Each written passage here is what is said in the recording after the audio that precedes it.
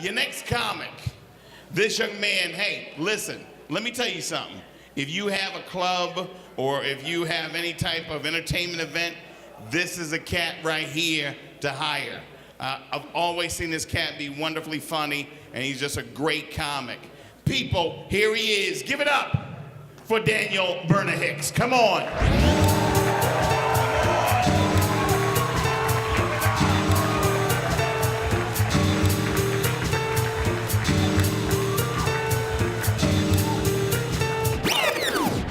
What's up, everybody?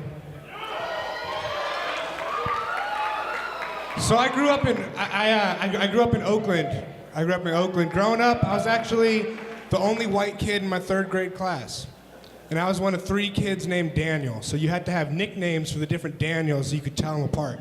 Like we had a DJ, and there was Danny, and there was punk ass, bitch ass, cracker ass white boy. He was black. I don't even know how he got that name. I guess he just really liked Wonder Bread. Growing up, we all had dreams. You know, most kids when they were little, they wanted to be something like an astronaut or a rock star, or, you know, some Jewish kids wanted to be like a lawyer or something. But not me. I wanted to be a pimp. I heard Too Short and E40 on the radio, and I was like, that's the exact reaction I had. I was in the car just going, woo! But here's the problem. As I've grown, I never got any of the skills that pimps have to have. Like, the most important skill for a pimp to have is they sell a lifestyle. Like, pimps will see these women and they'll talk to them and they'll be like, hey, baby, you stick with this pimping, you gonna be draped in Versace, girl, head to toe. You gonna be riding around on these 22-inch rims, girl, and these old school caddies. You just gotta stick with this pimping, baby.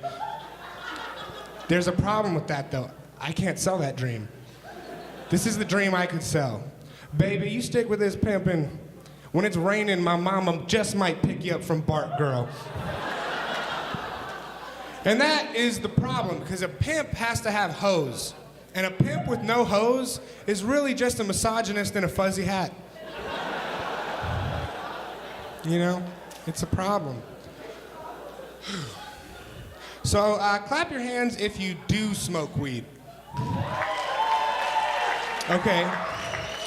Now, be honest and clap your hands if you don't smoke weed. That was about 50-50. Now here's the thing. People who smoke weed can never figure out why people don't smoke weed. And at the end of the day, it just is because it's about definitions of what you think is fun.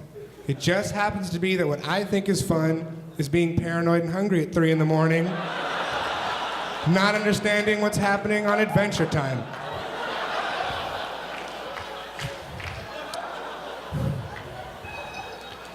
So music is pretty popular. Music's pretty popular. I was actually talking to this girl at a party a little while ago, and she seemed pretty cool. So I asked her, I was like, what kind of music are you into? And she looked me right in the eyes and she just said, oh, I like all kinds. I was like, oh, really? What's your favorite Christian black metal band?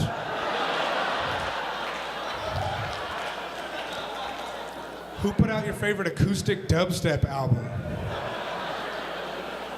What's your favorite white supremacist hip-hop group?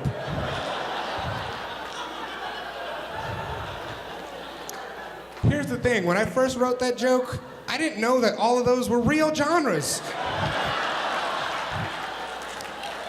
Like, and in San Francisco, you gotta be careful when you say that, because there might be some music snob who's like, oh, I like crackers with attitude.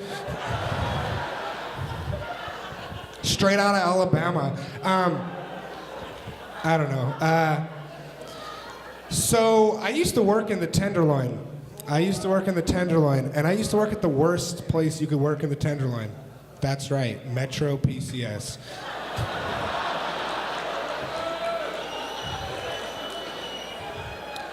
And, you know, outside of Metro, there were characters of ill repute, let's say.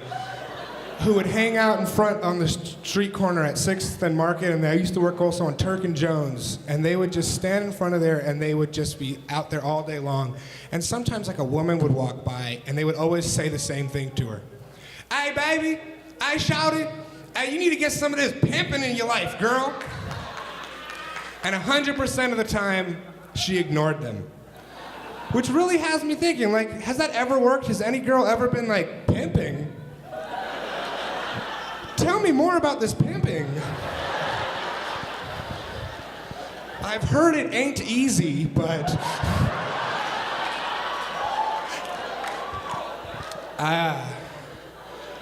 we would have a lot of drug addicts as customers in the store. Like there would be this guy, he would come in and he would just talk to me. Like he didn't even have a phone. He would just talk to me. And he would always tell me this. He would always tell me why drugs were illegal. And this was his theory. He would be like, Daniel, let me tell you, brother.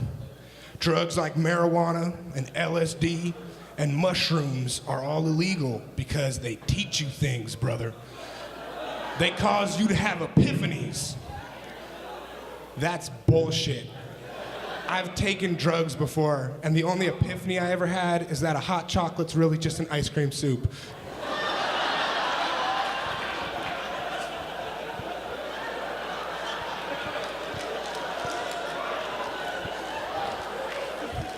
I did have to quit that job.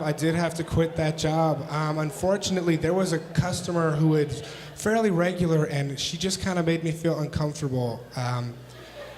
You know, like she was clearly a drug addict, but I was very attracted to her. And I think it's because I could see deep down, she was a beautiful person.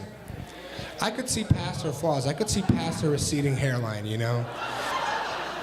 I could see past her scaling flesh. I could see past her rotting teeth and see deep down she could just be my meth crystal in the rough, you know? I don't know, she's probably dead now. You don't have a long life expectancy on meth, you guys. Don't awe that, you know that that's true. I was talking to my brother last week, and he just turns to me and he's like, oh my God, you're such a hipster. And I was like, really, why? And he was like, I don't know, your glasses. And I was like, for real? Since when was being nearsighted trendy?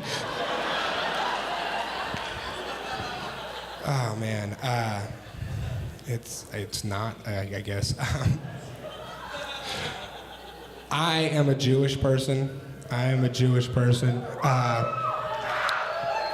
Well, not exactly, because only my dad's Jewish, and that's the part that doesn't really count. Which is fine, because I have an Italian mother. And here's the thing, guys. Everyone knows Jewish mothers are supposed to be so loving and caring and everything like that, which is true. But I can tell you from experience that Italian mothers make Jewish mothers look like black fathers. All right, thank you guys so much. Here's Tony Sparks.